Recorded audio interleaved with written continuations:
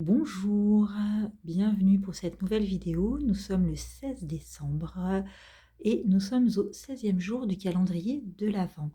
Aujourd'hui, je vous propose de vous parler de la purification et du rechargement de vos minéraux ainsi que de vos bijoux en pierre naturelle.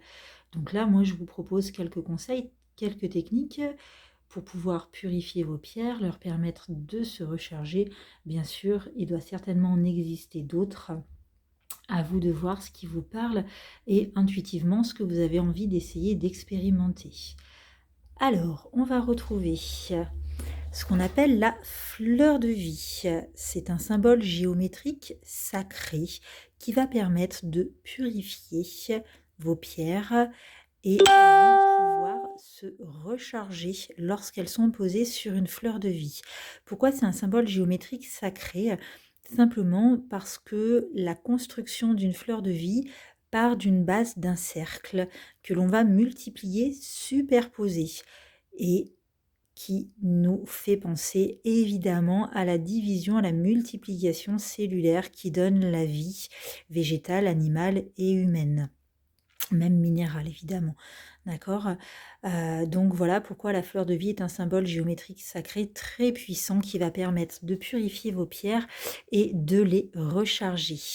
On va ensuite retrouver la fumigation par la sauge, le Palo Santo et l'encens, comme je vous avais présenté dans la vidéo, d'accord. Donc la fumée dégagée par le brûlage de la sauge, du Palo Santo, de certains encens vont permettre de désintégrer les énergies polluantes, les énergies accumulées sur vos minéraux, sur vos bijoux, d'accord. Donc vous allez pouvoir purifier vos pierres à l'aide de la sauge, du Palo Santo ou des encens.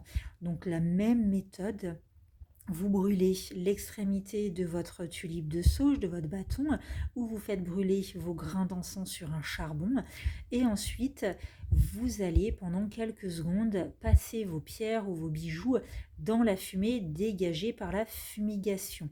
Et allez-y à l'intuition et vous sentirez quand vos pierres sont nettoyées et qu'il est temps d'arrêter. Et ensuite, il va falloir trouver un moyen pour leur permettre de se recharger. Donc on vient de voir la fleur de vie, il en existe d'autres que je vous présente, ce qu'on appelle les drusses d'améthyste, des morceaux d'améthyste qui contiennent des cristaux d'améthyste, et les géodes de quartz, une magnifique géode de quartz. Donc le cristal de roche et l'améthyste vont permettre à vos cristaux à la fois de se purifier et de se recharger. Ils vont pouvoir retrouver leur énergie originelle, remonter en vibration. Donc là, j'ai mis de la tourmaline sur une druse d'améthyste. Et là, dans cette magnifique géode de quartz qui fait environ 15 cm de diamètre, j'ai pu y mettre plusieurs pierres d'aigue marine, une petite rhodonite et un pendule en quartz rose. Donc là, dans une géode de cette taille-là, on peut mettre plusieurs pierres, plusieurs bijoux, des pendules, d'accord. Et le quartz va permettre de purifier les énergies de vos minéraux, de vos bijoux, et leur permettre par le cristal d'augmenter leur énergie et de se recharger. Donc là, on retrouve une petite géode de cristal de roche dans lequel j'ai mis un pendule qui fait penser à un petit écran. Donc voilà, donc tout ce qui est druse et géode qui va permettre de nettoyer vos pierres. On va retrouver également la coquille Saint-Jacques.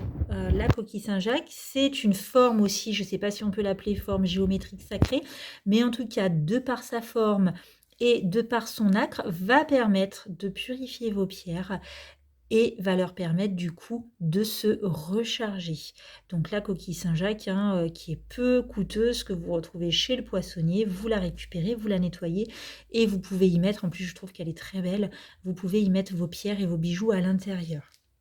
Ensuite, on va retrouver le sel éventuellement et le sel de l'Himalaya. Donc pour purifier vos pierres, vos bijoux, vos minéraux avec le sel de l'Himalaya ou du gros sel, c'est de remplir un petit récipient de sel de mettre un petit tissu pour pas que le sel soit abrasif et vienne, comment dire, attaquer un petit peu la pierre. D'accord? Donc mettre un petit morceau de tissu entre le sel et vos pierres et déposer vos cristaux sur ce petit récipient. Et le sel va absorber les énergies de la pierre et ensuite vous pourrez leur permettre de se recharger. On va également retrouver la sélénite.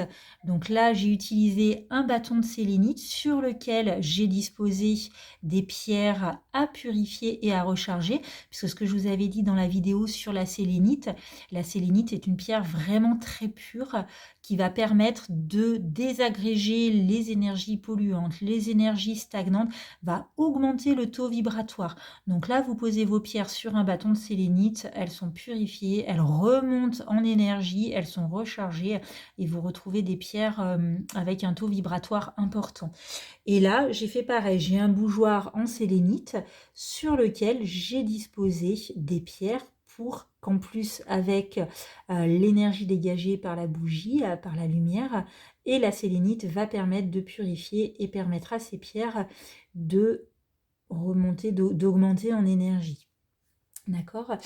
Et une autre méthode aussi, souvent quand on dit que nos minéraux ont bien travaillé, on les remet à la terre. Oui, alors on peut les remettre à la terre quand soit on a cassé par exemple un pendentif, un pendule, un bijou, soit quand on sent qu'on n'a plus l'utilité d'utiliser cette pierre, effectivement on peut les remettre à la terre. Et on a fait une expérience plutôt surprenante où Laurent avait un pendentif en labradorite très terne, très noir. Vraiment, on s'est dit, bon, bah, il a bien travaillé. Ce pendentif a apporté, enfin, ou en tout cas absorbé ce qu'il devait absorber. Et du coup, on l'a mis dans un pot de fleurs. Et lorsque le printemps d'après, on a voulu rempoter cette fleur pour le mettre dans un autre pot, on est retombé sur le pendentif. Et là, il avait repris une couleur magnifique, des reflets bleu-vert, la bradorite, le minéral s'était éclairci et bah, du coup, on l'a récupéré et on s'en sert de nouveau.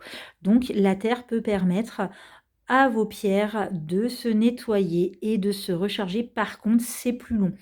Ça peut prendre quelques semaines, quelques mois. On a également la lune, les énergies de la lune qui vont permettre à vos pierres de se charger de l'énergie lunaire. Donc à la pleine lune, mettez vos pierres à l'extérieur ou au rebord d'une fenêtre. Et vous avez également l'énergie solaire. Alors pas toutes les pierres utilisent le soleil pour se recharger. Il y en a qui sont sensibles, comme par exemple le quartz rose, l'améthyste. Les UV du soleil va blanchir le quartz rose et l'améthyste. Mais vous pouvez très bien, une fois que vous avez purifié vos pierres au sel, à l'encens, à la sauge Palo Santo, vous pouvez très bien les mettre au soleil du matin pour leur permettre de se recharger en énergie.